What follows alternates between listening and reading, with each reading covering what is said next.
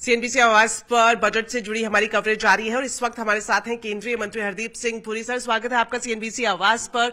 और सर, सबकी नजरें टिकी थी बजट पर जो आखिरकार पेश हो चुका है, खास तौर पर महिला, किसान, युवा और ओवरऑल जो 10 बड़े पहलू बताए गए हैं, विकसित भारत की पूरी परिभाषा इसमें साबित की गई है। आपकी पहली प्रतिक्रिया? देखिए, बहुत शानदार बजट है और जो हमारी यात्रा है 2047 विकसित भारत का के जो संकल्प है माननीय प्रधानमंत्री जी का, उसमें इसका बहुत ही कंट्रीब्यूशन होगा इस बजट के लिए। इस बजट को सिर्फ देखना कि सिर्फ महिलाओं के लिए या सिर्फ किसानों के लिए या सिर्फ युवाओं के लिए नहीं, there is a feel good in this budget for everybody. अब देखिए, अब जैसे हमारा जो कैपिटल एक्सपेंडिचर है, जो कैपिटल एक्सपेंडिचर होता है ज्यादा जो बढ़ता है, पिछले कई सालों से 30% कैपिटल एक्सपेंडिचर बढ़ ही आ रहा है, वो भी बढ़ा है।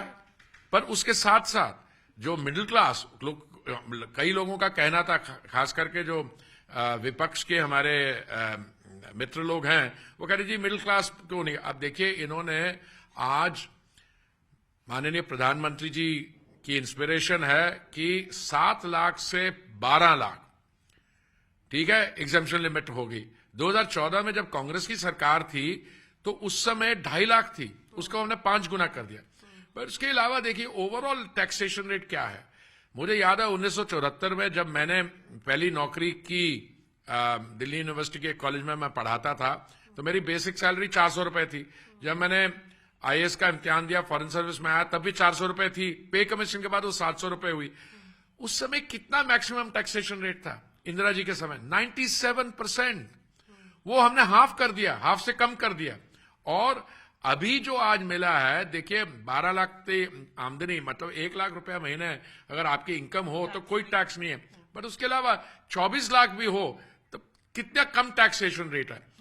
तो ये ओवरऑल मैं तो कहता हूं एक किस्म के रेवोल्यूशनरी चेंज है। आप अर्थव्यवस्था बढ़ रही है, हम 5वें स्थान से विश्व भर में 3रे स्थान पर अर्थव्यवस्था जा रही है। जो आत्मनिर्भरता और विकसित भारत की जो यात्रा है, उसमें हम बहुत तेजी से चल रहे हैं।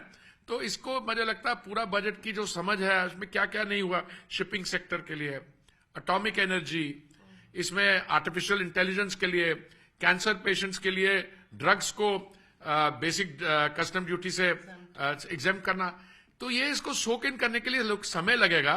पर मुझे लग रहा है कि मैं तो वहां बैठा था मौज में, और ताली तो हर एक चीज पे बज रही थी, पर ये 7 लाख से जब 12 लाख गया, क्लास को जो सबसे बड़ा तोहफा दिया कि 12 लाख तक टैक्स फ्री किया गया। सर, इसी कदम के बाद क्या उम्मीद की जाए? जो कंजम्पशन बढ़ाने की तरफ बातचीत की जा रही थी, जीडीपी के नंबर जो कल आए, हालांकि इंडस्ट्री थोड़ी सी डिसअपॉइंटेड थी, 6.8% तक इसे रखा गया है, उम्मीद की जा रही थी 7%। लेकिन उसके बाद ये भी उम्मीद की जा रही थी कि बजट में कंजम्पशन को बढ़ाने के लिए वित्त मंत्री की तरफ से बड़ा ऐलान किया जा सकता है, और वो उन्होंने किया भी।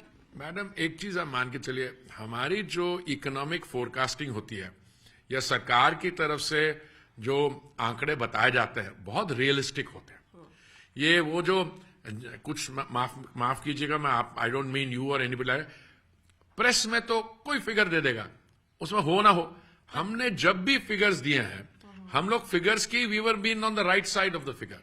बट एक्सपेक्टेशन की बात की मैंने। एक्सपेक्टेशन तो मैं भी करता हूं। देखिए, बट बजट एक्सरसाइज एक बहुत कॉम्प्लिकेटेड एक्सरसाइज होती है, जिसमें एक तरफ आप अपने रेवेन्यू देखते हैं, दूसरी तरफ आपकी एक्सपेंडिचर्स वो देखते हैं, और कई मैडम निर्णय ऐसे होते हैं जो बजट के पहले ही लिए जाते हैं। अगर आप मिडिल क्लास की बात कर रहे हैं, अब मैं आपको उदाहरण दे रहा हूं, तो पे कमीशन तो ऑलरेडी कैबिनेट डिसीजन हो चुका था। तो पे कमीशन के जो रिजल्ट है वो भी तो मिडिल क्लास के लिए बड़ा बेनिफिशियल होगा। और माफी चाहता हूं मेरे जैसे पेंशनर्स के लिए भी, क्योंकि पेंशन रेट्स भी रिट्रोस्पेक्टिव इफेक्ट से बढ़ते हैं। बट उसके अलावा आप कंजम्पशन की जहां बात करिए, आपकी बात सही है, बट ये भी कॉम्प्लिकेटेड पिक्चर है। ऑटो सेक्टर के स्टॉक्स एकदम बढ़े हैं। क्यों बढ़े हैं? क्योंकि पहले यह था कि जो सस्ती गाड़ी हैं, बिकॉज कंजम्पशन मिडिल क्लास में कम थी, इसलिए वो गाड़ियों की थोड़ी इन्वेंट्री बढ़ रही थी। और जो महंगी गाड़ियां, सही मायने में महंगी गाड़ियां, उसके 6 महीने वेटिंग लिस्ट थी। पर ये तो एक परसेप्शन की बात होती है। पर मुझे अब ऑलरेडी एविडेंस आ रहा है बाहर कि इससे कंजम्पशन बढ़ेगी, डिमांड साइड की जो थोड़ी सी डेफिसिट था वो पूरा होगा, और हमारी जो अर्थव्यवस्था है हम वो 6.8 की बात नहीं करें, ये जाएगा और अल्टीमेटली 8% की तरफ जाएगा, क्योंकि इसमें क्यूमुलेटिव एफर्ट होता है कि आपका बेस भी तो बढ़ रहा है ना। आप ग्रोथ की जब बात करो, growth on a higher base level.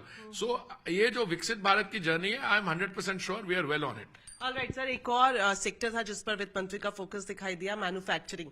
Manufacturing को देश में बढ़ावा देने के लिए, चाहे वो इलेक्ट्रॉनिक्स हो या फिर किसी दूसरे क्षेत्र की मैन्युफैक्चरिंग हो, कई सारे बड़े ऐलान किए गए हैं। खासतौर पर एक पॉलिसी बनाने की बातचीत की गई है। तो किस तरह से अब आप चाहते हैं कि जो इंडस्ट्री लगातार चाहती थी कि एक मैन्युफैक्चरिंग को बढ़ावा देने के लिए एक सस्टेनेबल पॉलिसी की जरूरत है, अब वो पूरी बन जाएगी, पॉलिसी तो बन जाएगी। अब ऐसा है, मैन्युफैक्चरिंग आज एक बहुत कॉम्प्रिहेंसिव कवरेज है उसकी। आप देखिए, मैन्युफैक्चरिंग, एग्रीकल्चर और सर्विसेज। हुआ क्या है कि इन द पास्ट जो सर्विसेज सेक्टर है वो बढ़ता गया है, एग्रीकल्चर डिक्लाइन होता गया और मैन्युफैक्चरिंग स्टैटिक था। इस बजट की खासियत, विशेषता मैं समझता हूं यह है कि मैन्युफैक्चरिंग को और एग्रीकल्चर दोनों को बूस्ट मिलेगा। और सर, इसके अलावा अगर हम रोजगार के मौकों की बात करें, क्योंकि उसके लिए भी पिछली बार भी जब आपका इंटरिम बजट था तो इंटर्नशिप स्कीम लॉन्च की गई थी, और इस बार भी खासतौर पर स्टार्टअप्स और एंटरप्रेन्योर्स के लिए बड़े फंड्स ऑफ फंड में एड ऑन किया गया। देखिए, एक जो डीप टेक हम लोग कह रहे हैं, एक नया सेक्टर। बिल्कुल बिल्कुल, मैंने तो इसमें आर्टिकल भी लिखा रिसेंटली। देखिए, आप ऐसे है, ये सरकार की तरफ से, क्योंकि budget does not acquire cover the entire economic activity.